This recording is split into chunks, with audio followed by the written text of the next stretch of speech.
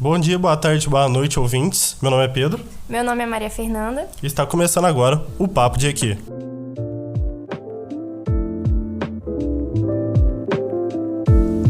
No episódio de hoje estamos recebendo aqui a professora doutora Evelise Freire, ela que possui licenciatura em Matemática pela Unesp, mestrado em Matemática Computacional pela USP, doutorado em Engenharia Mecânica também pela USP e atualmente sua área de pesquisa é em Fluidodinâmica Computacional. Nesse episódio conversaremos um pouco sobre otimização de processos, análise de dados e sua trajetória como mulher na ciência. Evelise, primeiramente gostaríamos de agradecer sua disponibilidade. É um prazer tê-la aqui conosco e gostaríamos de saber um pouco mais sobre você. Oi, gente, eu que agradeço pela oportunidade. É uma alegria imensa poder conversar um pouquinho com vocês nesse projeto tão bacana. Evelise, começando então, a gente queria saber um pouquinho mais a sua trajetória pessoal e acadêmica até você se tornar docente na UFLA e também, antes disso, se você tinha alguma aptidão para outra área do conhecimento científico. Não, bacana. Bom, eu nasci no interior de São Paulo, eu sou de uma família bem simples, minha mãe é dona de casa, meu pai já foi padeiro, já foi pedreiro, já foi entregador, né? Mas a minha família, apesar de ninguém ainda ter tido a possibilidade de cursar, né, de fazer curso superior, eu fui a primeira pessoa da minha família a ter diploma de nível superior. A minha família sempre me incentivou muito, me mostrou a importância do estudo, né, e eu sabia que o estudo poderia me levar aonde eu gostaria de chegar, o melhor lugar que eu pudesse chegar, né, então eu sempre fui muito incentivada. Então aí eu fiz graduação na Unesp de Presidente Prudente. Num primeiro momento até achei engraçado, Pedro, você perguntar sobre isso, sobre essa questão, se eu tinha interesse em outra área do conhecimento, porque eu não me imaginava fazendo um curso de matemática. Eu sempre gostei de estudar, eu sempre gostei da escola, eu gostava de todas as matérias porque eu gostava de estudar. Mas eu acho que, na minha cabeça, a minha predileção seria para alguma coisa na área de humanas mesmo. Eu pensava em direito, eu pensava em jornalismo, eu pensava inicialmente em serviço social. Só que aí, quando eu fui prestar vestibular, na minha época, né, na minha época não tinha o Enem, eu acho que eu fui uma das primeiras turmas a fazer o Enem. O Enem começou na época que eu estava no ensino médio. E naquela época a gente tinha que viajar para prestar vestibular, tinha que pagar inscrições. Cada universidade cobrava uma taxa de inscrição diferente, você tinha que ir até a universidade para poder fazer o vestibular. E aí eu não tive muito acesso por questões financeiras, e eu pensei, tá, o que eu vou fazer então? Aí eu olhei os cursos que tinham na Unesp de Presidente Prudente, que eu achava viável para a minha realidade naquele momento. Eu pensei, vou fazer matemática porque falta muita gente para dar aula em matemática, né? É uma disciplina que as pessoas... Existe uma demanda grande, então vou fazer matemática, vou começar a ganhar meu dinheirinho e aí eu faço serviço social depois. Mas aí, só que não, né? Fui picada pelo bichinho da matemática, me apaixonei, eu não tinha noção do que era matemática, acho que eu fui descobrir depois que eu entrei na graduação, fui descobrindo o que era a vida acadêmica, as possibilidades, tudo que existia depois da graduação, mestrado, doutorado, e fui me encantando por essa profissão de pesquisar, né? E aí eu me apaixonei e tô aqui até hoje. Nunca fiz serviço social, quem sabe quando eu me aposentar. Hoje, na engenharia química, a análise de dados é fundamental para maximizar a eficiência dos processos industriais, até porque o conjunto de dados também é muito grande. Você poderia nos explicar como a modelagem computacional pode maximizar essa eficiência? Bom, essa questão ela é uma questão bem ampla, mas eu acho que ela é uma questão fundamental, não só para a engenharia química, mas para a engenharia em geral, né? Nós tivemos uma evolução muito grande nos últimos anos no que diz respeito à engenharia assistida pelo computador. Então, antigamente, os métodos usados pela engenharia, eles eram métodos estritamente analíticos, né? E métodos experimentais, onde você tinha que ir para campo para testar novas possibilidades. Com o avanço do sistema computacional, com o aumento da capacidade de processamento de dados, o computador acabou se tornando, para a pessoa que atua na engenharia, um meio de melhorar o processo de maneira muito eficiente, otimizada e de maneira econômica. Por quê? Com a modelagem computacional, a gente consegue testar novos protótipos, avaliar a possibilidade de inovação de maneira virtual. E de maneira virtual, a gente acaba economizando nos testes experimentais e melhorando as nossas bancadas experimentais. Então a gente consegue reduzir impacto ambiental, porque a gente usa menos material, a gente consegue melhorar as características do projeto num curto prazo, né? Porque geralmente a gente demora menos tempo para ter um sistema computacional funcional do que algumas bancadas experimentais que exigem materiais muito caros ou exigem uma demanda de montagem muito longa. E aí, conforme a evolução, né, dessas metodologias, dos softwares disponíveis e também das metodologias teóricas para fazer essa análise, a engenharia assistida por computador, ou seja, a simulação computacional, hoje é o braço direito da engenharia. Então, hoje, se uma empresa não tem dentro do seu espaço uma equipe que trabalhe com simulação, ou seja, uma equipe que faça essa previsão dos resultados de maneira computacional, com certeza, se ela quer desenvolver nova tecnologia, se ela quer desenvolver inovação, ela tem que terceirizar esse serviço e contratar uma outra empresa que faça. Então a gente tem várias empresas que trabalham com sistema computacional, que vendem consultorias, que vendem softwares, né, que vendem treinamentos, e esse é um caminho, eu acho, muito promissor para a engenharia química e para a engenharia em geral. Perfeito. E na UFLA você orienta alunos da graduação e da pós-graduação nessa área? Sim. Uma coisa bacana que eu acho é porque, assim, como vocês comentaram, né, a minha graduação foi em matemática. A minha pós-graduação foi em matemática computacional, né, meu mestrado. E o meu doutorado foi na engenharia. É engraçado que eu tenho 3 titulações diferentes, mas nas 3 titulações eu sempre trabalhei com o mesmo assunto, que é a fluidodinâmica computacional. Então, essa questão de simulação computacional aplicada em problemas da engenharia, ela é muito multidisciplinar. Como deve ser, porque os problemas da engenharia são multidisciplinares. Não é possível que a gente coloque um problema numa caixinha e resolva ele com um único ponto de vista.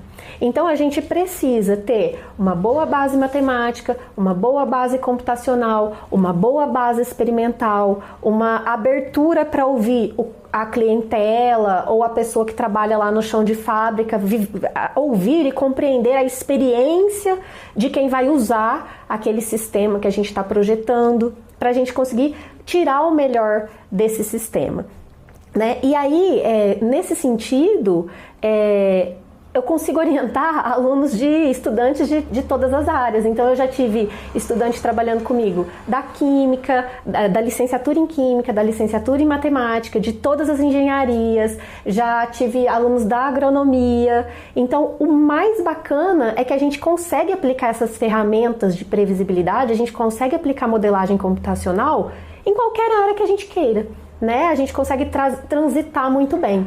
E isso traz muita diversidade para a minha equipe. E diversidade é caminho para o sucesso. Quanto mais diversa uma equipe melhor é a habilidade dessa equipe de ter novas ideias, de pensar em novos caminhos, de repensar os caminhos antigos.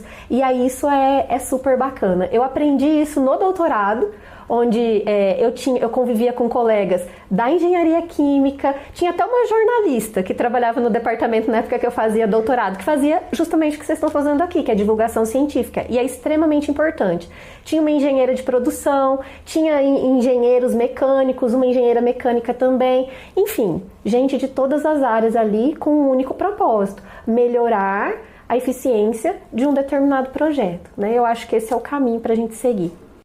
Inclusive, você ouvinte aí que está interessado na temática, temos também um núcleo, né? Que é o Nemensky, que trabalha com simulação computacional. Poderia falar um pouquinho pra gente, você que é orientadora?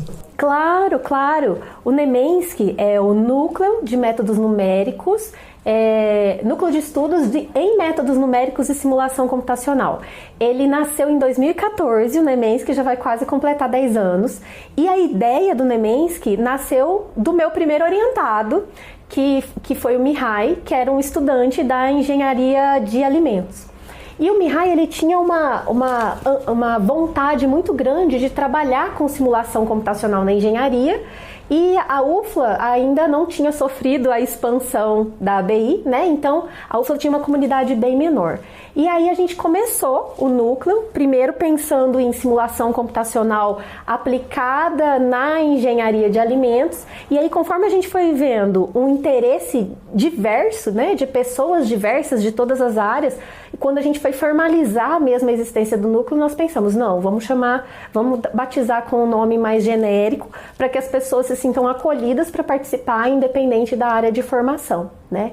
E aí o Nemensky, ele está aí já há quase 10 anos, ele é um núcleo de estudos pequeno, porque a gente tenta priorizar não só a formação de treino em ambiente computacional, mas também a formação teórica de métodos numéricos, né? Que é muito importante para que você consiga analisar seus dados corretamente, tirar conclusões realmente proveitosas desses dados. Então a gente prioriza ter um grupo pequeno, mas a gente já teve várias formações. O nosso foco hoje é a fluidodinâmica computacional, mas a gente tem vontade de expandir mesmo para outras áreas, mais voltadas para a inteligência artificial, outras formas de tratamento de dados, quem sabe alguma coisa voltada para robótica, né? Mas a UFLA também tem muitas oportunidades nesse sentido, então a gente gosta de trabalhar junto com outras equipes para a gente poder ir fazendo essas trocas. Beleza. Agora, como você vê a progressão das técnicas de análise de dados para o futuro? Acredito que haverá assim uma evolução e irá se estagnar, até mesmo porque a inteligência artificial está em alta agora. Você acha que isso pode influenciar, na análise de dados, entre outras coisas? Bom, que pode influenciar, com certeza, né? A inovação, a pesquisa, são processos dinâmicos. Eles nunca vão parar, né? Agora, discutir como que vai continuar, se vai estagnar, é meio que discutir o sexo dos anjos, né? Não é uma coisa muito simples de tirar conclusões.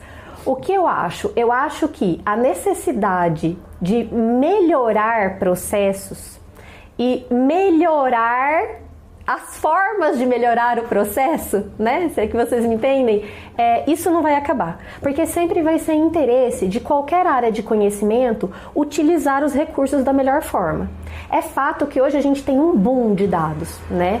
E a única coisa que pode limitar o processamento desses dados é a capacidade de processamento de máquina. Só que as máquinas também estão se adaptando. Então, por exemplo, 15 anos atrás, um computador que a gente tinha, que era uma geladeira enorme, hoje a gente quase que carrega num pendrive, né, a capacidade de processamento. Há 15 anos atrás, há 30 anos atrás, a gente não imaginava que a gente poderia ligar para alguém por voz, né, por vídeo, lá do outro lado do mundo, ao vivo, e que a gente ia conseguir conversar com essa pessoa por vídeo. Quando eu era criança, isso parecia uma coisa maluca de desenho animado, dos Jetsons, que era um desenho animado futurista. E hoje a gente vive uma realidade muito parecida, né? Mas eu não acho que vai estagnar. Eu acho que os interesses gerais podem mudar, mas a forma de tratamento, tratar a realidade de dados, de informações, de equipamentos da melhor maneira possível, ou seja, de maneira otimizada, isso eu acho que não vai acabar. Eu acho que vai ser uma demanda eterna do ser humano, né? A gente continua evoluindo desde a descoberta do fogo. E aí, o que importa, que eu acho que o que é importante é que essa evolução continue acontecendo com ética e com a prioridade de trazer bem-estar para as pessoas. Porque a história mostra, né, que a experiência, quando foge desse objetivo, a gente acaba tendo mais problemas do que ganhos. Então eu acho que isso é uma coisa que a gente não tem como prever, né? Só que eu ainda acredito na humanidade. Então a gente continua trabalhando e querendo que toda inovação, todo recurso, toda otimização, ela realmente venha para trazer um ganho para a população, que é a maior interessada, né? Sempre. Perfeito. Mais ou menos, enquanto existir demanda, vai existir desenvolvimento tecnológico, matemático, científico, para atender grandes empresas. Sim, sim. Perfeito. Bom, Evelise, e você, como uma mulher na ciência, poderia compartilhar alguns desafios que você já enfrentou ao longo da sua carreira? Bom, gente, esse assunto de mulheres na ciência é um assunto que não faz muito tempo que faz parte da minha vida, mais ou menos uns 7, 8 anos, mas é um assunto que, depois que os meus olhos se abriram para essa questão, é um caminho sem volta.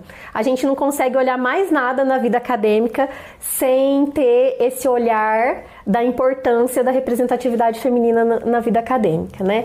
Então, assim, essa questão de mulheres na ciência, ela é uma questão, é um problema mundial, porque a gente tem uma baixa representatividade de mulheres em todas as áreas do conhecimento.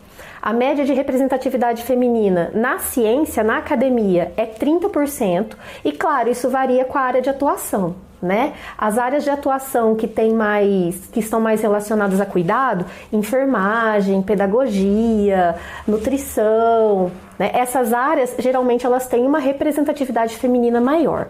As áreas que estão relacionadas à construção, ao raciocínio lógico, ou seja, a STEM em geral, né, ciências exatas em geral, nessas áreas a gente tem uma representatividade muito baixa. E aí varia de 30%, que em média é o máximo, a 4%, né, como por exemplo em algumas engenharias e na ciência da computação.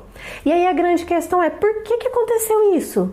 Né? Em que momento as mulheres pararam de se interessar pela carreira de ciências exatas? Porque se a gente assistir aquele filme lá das Estrelas Além do Tempo, que é um filme que eu super recomendo, que eu acho super bacana, a gente tinha 3 pesquisadoras que trabalhavam na NASA, né, na época, e elas faziam cálculos enormes, e as mulheres eram contratadas para fazer aqueles cálculos e para implementar rotinas, para implementar pensamento computacional, porque elas eram consideradas mais aptas para isso, mais cuidadosas, né, mais delicadas. Então, essa era uma aptidão teoricamente feminina.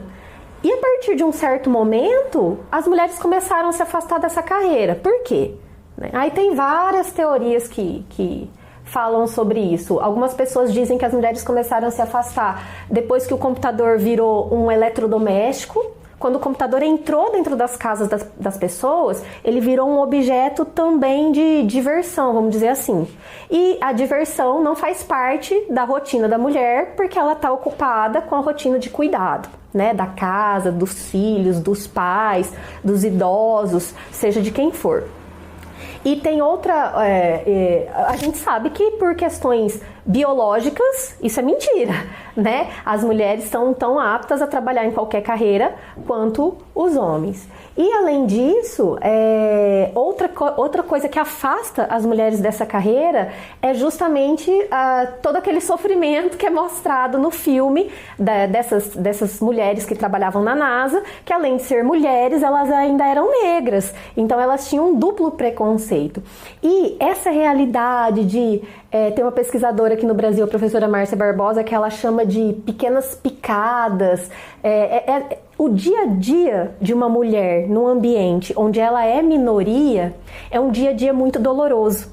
Então hoje a maior causa de desistência das mulheres nas carreiras de ciências exatas é justamente porque elas cansam, né, de lidar com aquelas piadinhas. Nossa, você é tão bonita, mas você vai fazer engenharia? Você vai aguentar trabalhar na obra, na empresa? Olha, o nosso chão de fábrica ali é todo de operários homens. Ninguém vai te respeitar, você é mulher, né? Ninguém vai querer te ouvir. E isso acontece o tempo todo, não só dentro da carreira acadêmica, como fora da carreira acadêmica também, né? Então, assim...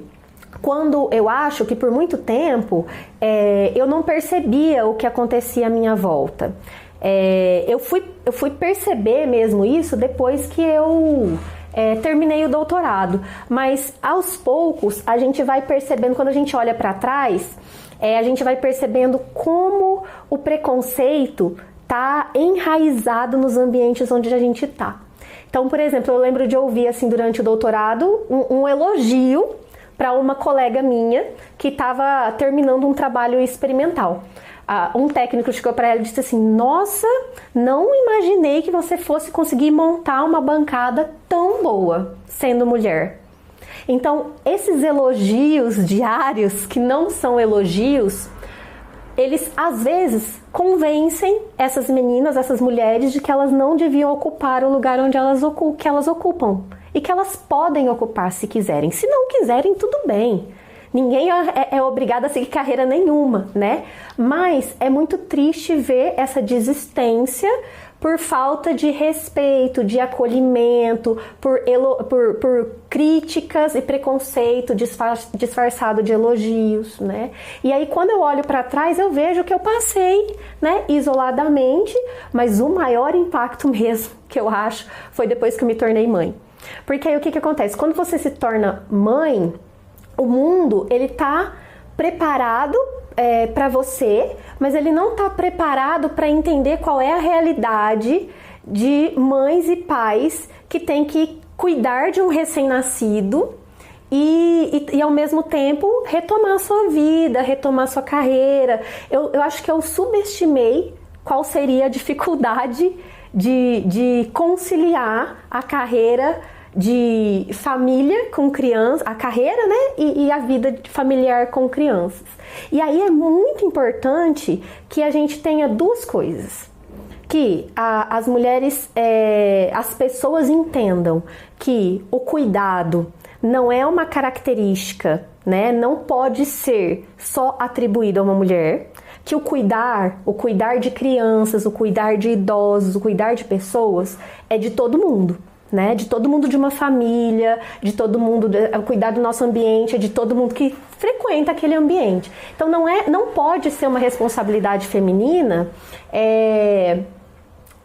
cuidar o tempo todo da criança e ter que dar conta de tudo. Né? E nesse sentido, o meu marido, que é super parceiro, né? Como a gente sempre dividiu tudo, eu acho que eu consegui contornar bem, e mesmo com o apoio, tendo um marido parceiro que divide tudo comigo, que fica com o filho dele quando eu tenho que viajar, da mesma forma que eu fico com o meu filho quando ele tem que viajar. Então, mesmo tendo esse apoio mútuo, a gente ouve barbáries, tipo assim, nossa, tem que ter muita coragem para trazer uma criança para um evento científico, porque eu já levei meu filho para todos os congressos, porque ou eu levava meu filho ou eu não ia, eu tinha que amamentar, né? Então, são essas dificuldades que a gente precisa começar a acolher e a naturalizar a presença de pessoas de todos os tipos em qualquer ambiente.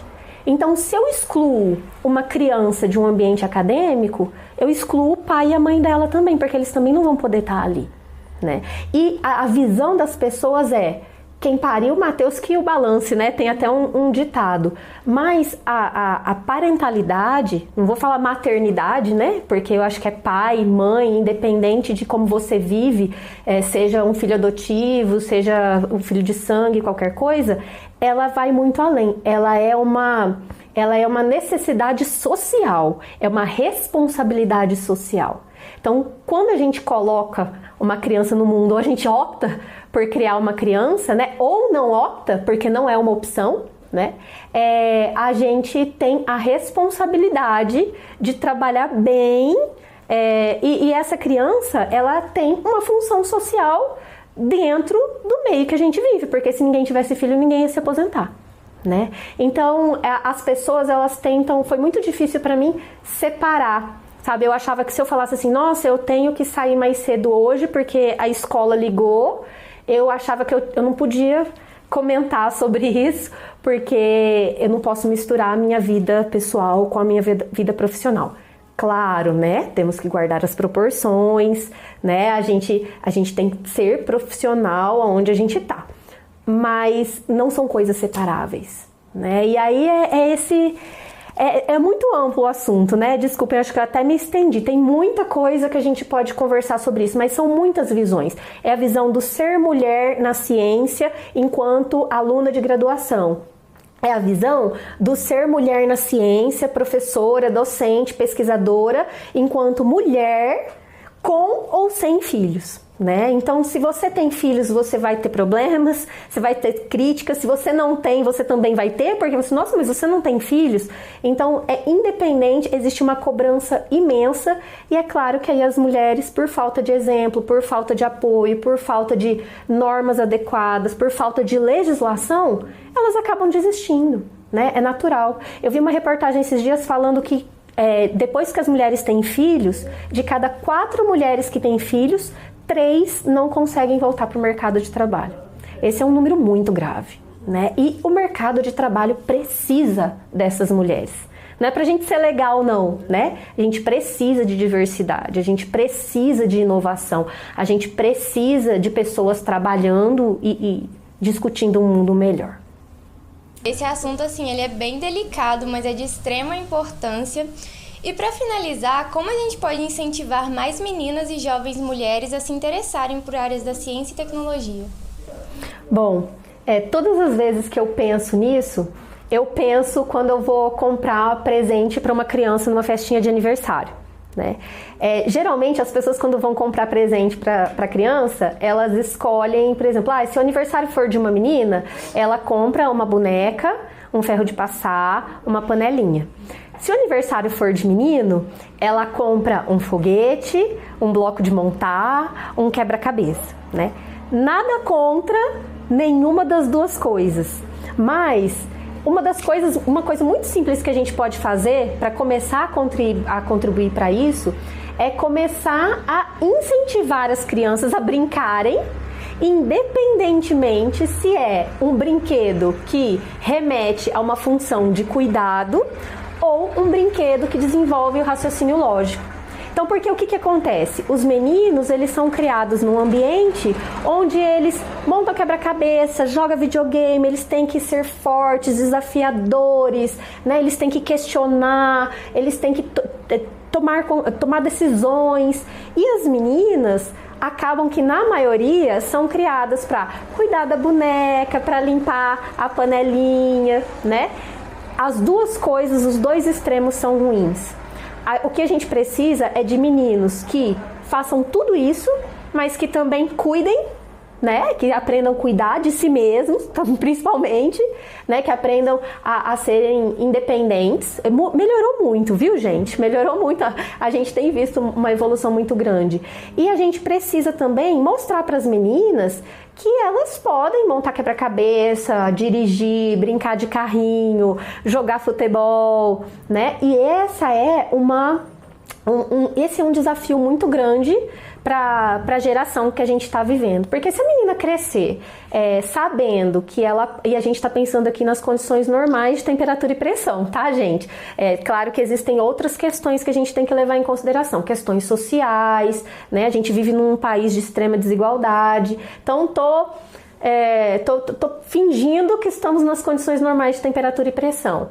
Mas eu preciso dar acesso às crianças para que elas realmente brinquem e sejam estimuladas, e principalmente as meninas. Tem um estudo que fala que as meninas começam a duvidar do seu potencial de inteligência, entre aspas, a partir dos 6 anos de idade. Até 6 anos de idade, eles perguntam para meninos e para meninas quem eles acham que é uma pessoa inteligente, ou pedem para descrever uma pessoa, entre aspas, competente e inteligente. Até 6 anos, as crianças exemplificam homens e mulheres da mesma maneira. A partir de 6 anos, as meninas passam a ter só exemplos de homens. E aí elas passam a pensar que só figuras masculinas são figuras competentes, inteligentes, de liderança, né? Então, esse é um começo muito importante, que é uma coisa simples, né? Pequena. Por exemplo, não sei se vocês sabem, mas esse ano tem Copa Feminina de Futebol, né? Vocês lembram a febre que foi o ano passado das figurinhas do álbum do futebol masculino, que foi super legal e eu curti horrores com meu filho aquele álbum. Aí agora meu filho tá com o álbum feminino, ele quis, ele lembrou, nós fomos comprar, tá lá comprando as figurinhas, mas a gente não tem com quem trocar as figurinhas, olha só.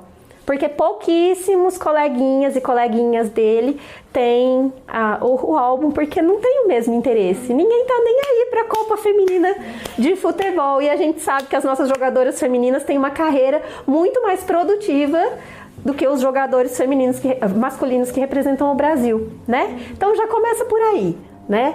E agora, isso é uma ação pequena, né? É a nossa luta diária, criar redes de apoio, né? Então eu acho que eu me encontrei, eu acho que eu não desisti da carreira, não tenho vontade de desistir, porque eu encontrei as minhas redes de apoio.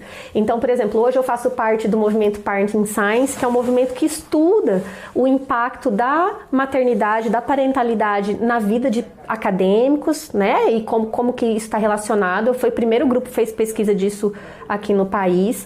Eu faço parte do Comitê de Mulheres da Sociedade Brasileira de Matemática Aplicada e Computacional. Então a gente consegue promover ações de representatividade feminina, convidar mais mulheres para serem palestrantes, observar sempre numa mesa redonda, numa chapa de diretoria, se existe uma representatividade feminina adequada. Pela primeira vez, a Sociedade Brasileira de Matemática Aplicada e Computacional tem uma chapa candidata agora, que é formada na maioria por mulheres, né? Então isso é um avanço enorme.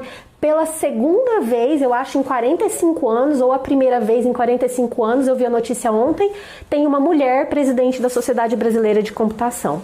Então as mulheres, elas têm que ocupar esses espaços de liderança, porque é ali que as decisões são tomadas, né? Então a gente precisa incentivar. E para a gente incentivar, a gente tem que se acolher. Porque enquanto as mulheres estiverem sozinhas, né, elas vão achar que aquelas picadinhas diárias lá, que aqueles falsos elogios realmente são verdade, e aí elas vão desistindo. E por último, que eu acho que é o mais importante, que a gente evoluiu muito nessa questão de representatividade. Hoje a gente consegue falar sobre isso. Há 9 anos atrás, eu não conseguiria falar sobre a importância de considerar, por exemplo, a maternidade num edital científico. E hoje muitos editais científicos consideram a maternidade, dão um prazo adequado para quem esteve afastada por licença maternidade. Enfim, há 10 anos atrás não se falava sobre isso, né? E como que isso voltou, como que isso saiu do limbo? Porque acabou virando norma. Hoje a gente ainda tem uma representatividade que pode ser melhorada. A gente tem muitos desafios, mas hoje a gente já consegue falar sobre isso. A partir de agora, a gente precisa transformar isso em legislação, em normas, para que as pessoas sejam protegidas nesse sentido, para que as coisas não passem quando a moda, entre aspas, da diversidade, que eu espero, eu estou usando moda no sentido irônico, porque não pode ser uma moda, né? Mas, infelizmente, os espaços às vezes usam a questão da diversidade como moda, porque é bonito, né? E atrai atenção. Só que a hora que isso parar de atrair atenção, se é que isso vai acontecer, a gente tem que ter construído uma legislação de proteção, né? E não é proteção, é direito igual mesmo, é justiça, é equidade, né? A gente está em condições diferentes, as pessoas são diferentes, passam por fases diferentes, mas elas têm que ser acolhidas nessas fases para que elas se mantenham naquele ambiente, porque quando as pessoas desistem das suas carreiras, isso é prejudicial para o desenvolvimento em todos os sentidos, da empresa, da universidade, do país. Né? Então, eu acho que é isso. É um assunto muito amplo, com muitos desafios, mas é uma coisa da qual eu gosto muito de falar e hoje está toda misturada em mim, né? Na minha formação. Então, isso é pesquisa. Tem gente que atua fazendo pesquisa nessa área, não é minha área de pesquisa, mas é uma área pela qual eu me interesso muito e eu tenho muito a agradecer aos grupos que me acolheram, as mulheres da SBMAC, o Parenting Science, o grupo de garotas nas ciências e tecnologias, que é o G7, o Meninas nas Ciências Exatas, que é um projeto aqui da UFLA, e todos os editais e as normas que foram sendo adaptadas dentro e fora da UFLA, né? O CNPq, a CAPES, que está avançando agora em algumas questões, os editais da FAPEMIG. Aos pouquinhos, a gente vai conquistando o espaço. Bom, chegamos ao fim do nosso episódio sobre otimização de processos, análise de dados e a trajetória como mulher na ciência. Gostaria de agradecer novamente a Evelise por compartilhar seu conhecimento e experiência conosco. Tenho certeza de que foram extremamente valiosos para os nossos ouvintes. Agradeço também a todos que ouviram até aqui, espero muito que tenham gostado. Não deixem de seguir as nossas redes sociais, @Engenharia Química UFLA no Instagram e Papo de EQ no podcast. Até a próxima!